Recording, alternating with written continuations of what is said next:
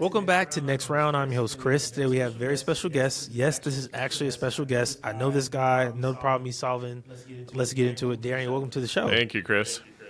So, what specific thing led you to your company? How did you get your idea? Yeah, well, my last company was working on AI, ChatGPT for finance, and I got to see firsthand how much energy and power it was consuming to GPU training clusters. So I decided I wanted to solve that energy problem and just went top down and said, let's go talk to some customers, do customer discovery, and figure out where the impact is. I love that. So, what gap did you see in the market, like firsthand? Like, what was it that hit you immediately? Yeah, so it became really clear that the underserved part of the market was at first homeowners are at the edge where some of the grid resilience issues already were, but are just being heightened by some of the supply-demand constraints. So because that's not the most sticky, profitable part of the enterprise stack, it's really the underserved part of the market. So I said, how do we make this affordable and convenient? So we ultimately came to portable on-demand power and then just having a shared resources model.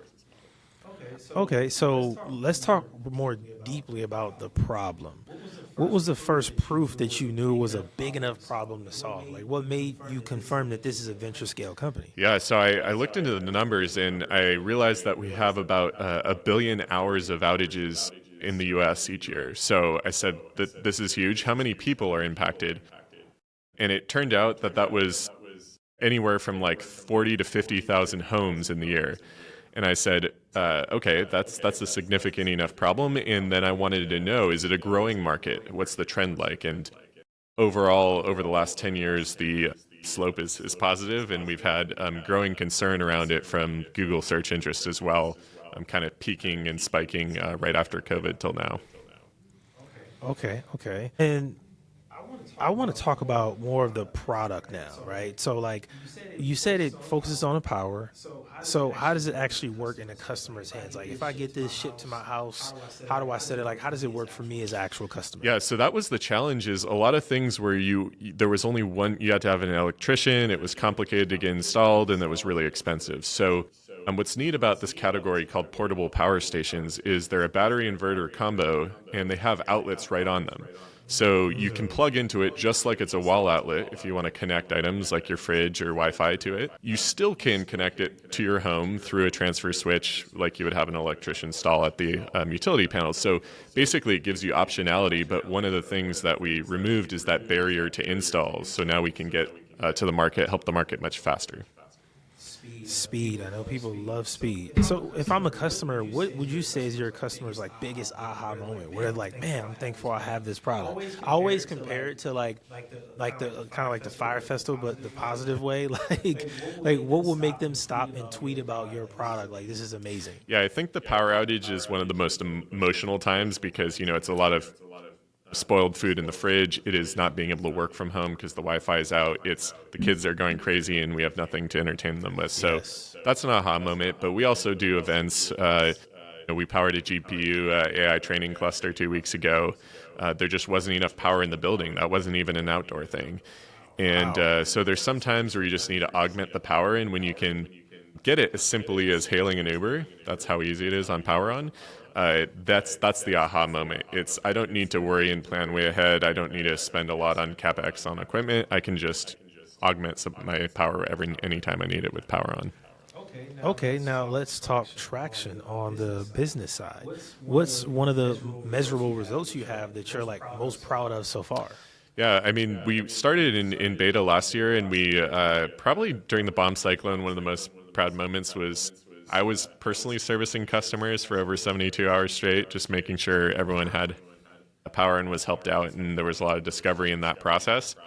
But now we have close to a megawatt hour of storage on the network, and we're in over 19 states. So we hope to be in all 50 states by the end of this month, and so we're moving very quickly.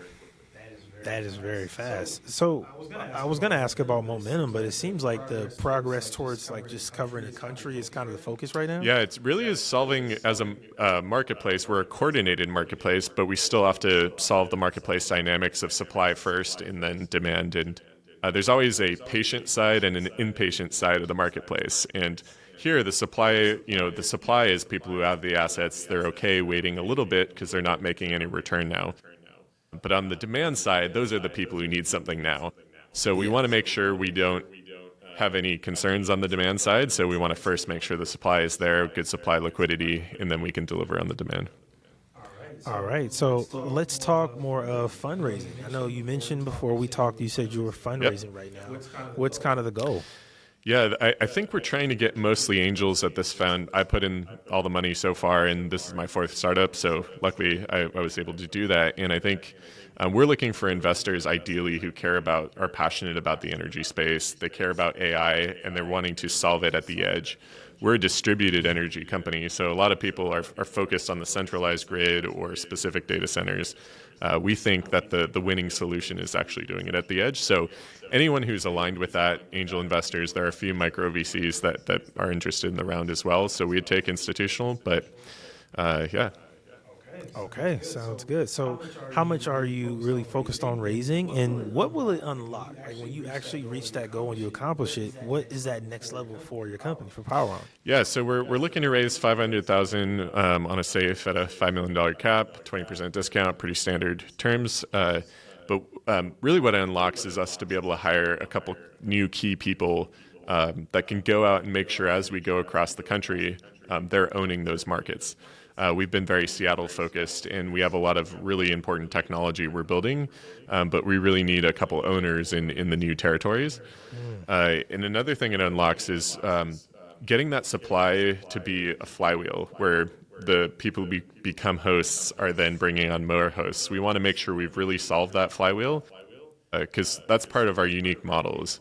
It's creative to be able to share these resources that weren't shared otherwise, and there's a little bit of inertia behind getting that started.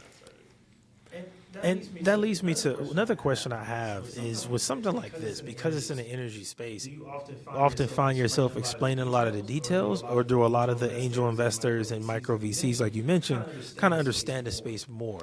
Yeah, I think not a lot of them understand it from like a physics standpoint and what it means to have physical distribution of power, because there really only is line and pole. There's no wireless way to beam power long distance right now. There's a lot of reasons why we can be optimistic about certain technologies, but one of the huge unlocks is just energy storage. And now it has to be either connected via wires or moved around. So we're solving the physical distribution. I think they're starting to get that. And really, a lot of the understanding is driven by the AI boom, just hearing about. We're not, Satya going on a podcast and saying we're not limited by GPUs. We have some sitting in racks that aren't powered. We just don't have enough power for these. So the tailwinds are clearly there, and that's getting them excited. And I think really there's no foreseeable end to the amount of undersupply. So as we get supply on our network, that's so key because then we can start doing enterprise, larger deals, longer term contracts, because we'll be controlling something that's constrained. Okay, so if everything works out, what does success look like for PwrOn in 5 or 10 years? I think for us, it looks like the asset mix will be very different, but it looks similar where you have a very tech-forward experience where you can just get power when you need it. It no longer becomes such a constraint where you're saying, we need a plan. We can't do this event because the power requirements are too high. We're not close enough to the right power source. It's going to be too expensive. When we create a market around something, it allows the market forces to help bring in new participants and kind of mitigate the high price that used to exist. So we think that's a really positive impact, and it'll just be you ask AI, you say, hey, go to PwrOn and say I need this much power and I need it here, and it shows up. So I think that kind of experience around just voice and getting what you need, kind of like snapping, will be magical.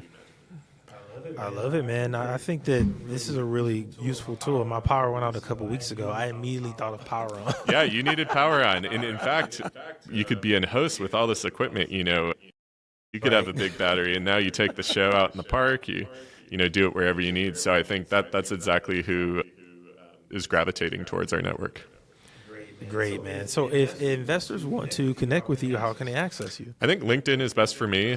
I'm active in Seattle, going to Founder Stuff, Investor Network, and if you find me there, just Darian, PwrOn, PwrOn, you will find me.